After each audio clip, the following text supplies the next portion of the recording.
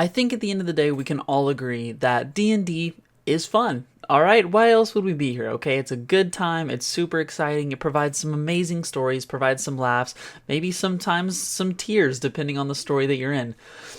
But one thing that I think isn't talked about enough is understanding the idea of what kind of campaign you're in and how that's going to affect every session. One thing I do want to be clear about before we get into it is when I say D&D, I don't just mean Dungeons and Dragons. I really mean any tabletop RPG in general, whether that's Naruto 5e, whether that's D&D, whether that's Pathfinder, right? Like whatever tabletop RPG system you use, all of them are going to have different type of campaigns and different type of sessions. Now, what do I mean by that? Well, it's really going to depend on your group, right? Because some of your D&D sessions might be super combat heavy and might be a min-maxer's dream, where the DM is throwing at you some seriously difficult combats, and the goal is to win those combats, and that's really the main thing that your campaign is focusing on.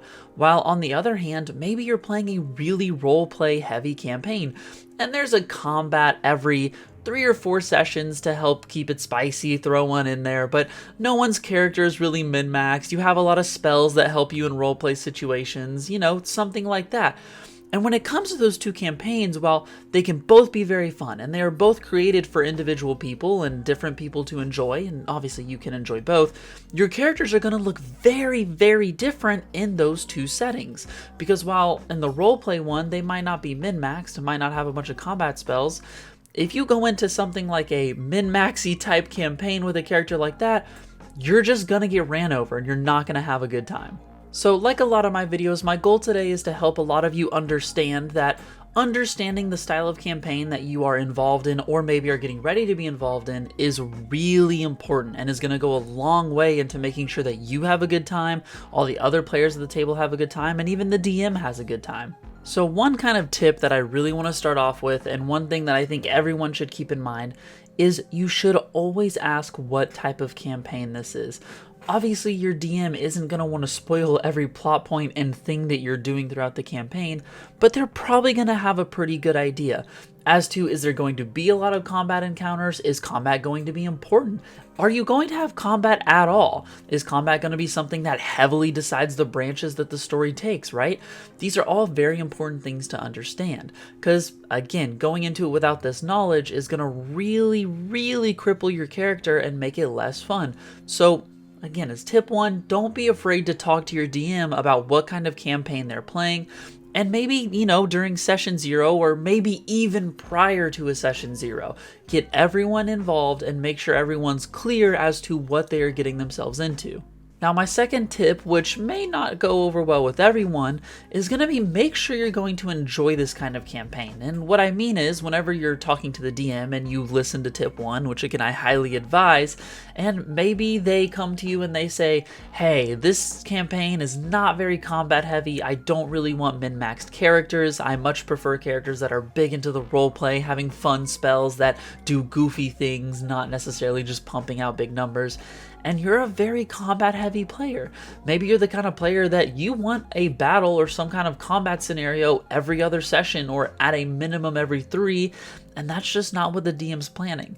If that's the case, don't get involved in the campaign. And I know it's hard. I know that's very hard to hear from a player standpoint because you don't always get access to campaigns, and sometimes you're stuck without one for a while. But again, if you jump into one that is kind of not really your speed and not what you enjoy, your fun is going to be impacted and so is everyone else's fun. So again, as tip number 2, understand it's okay to kind of back out of a campaign before it starts, or maybe even the first session or 2. I would recommend against that. Try to stick it out, but at a bare minimum, back out of it, because you'll just affect everyone, including yourself. Now, for a third tip I have here, it would be don't be afraid to change your character to fit the campaign. Now, to be clear, I'm not saying change your character's personality, I'm not saying change the way they act, I'm not saying change their action choices and things like that, but rather just alter the things that they can do. If, let's say, you built your character to be super hyper optimized, very min-maxy, and you were the only one at the table with that, and you'll only have a combat every, I don't know, let's say 8 sessions, right? Like it's just a crazy roleplay intensive campaign. Well, then you might want to alter your character, and that's okay.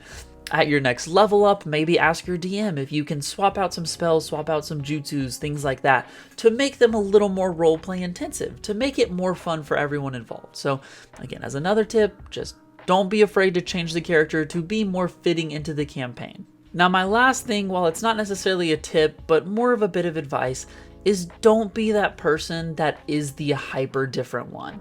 What I mean by that is maybe you do really like the combat and you really like the fights and that's what you want to build your character towards.